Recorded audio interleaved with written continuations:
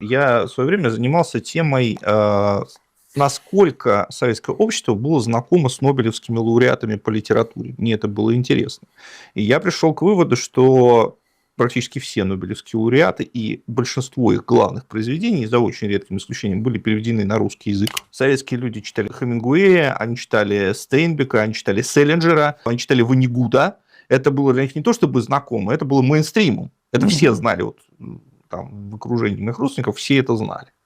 Да? И в этом смысле советское общество, оно, конечно, не было отторгнуто от вот вершин мировой литературы.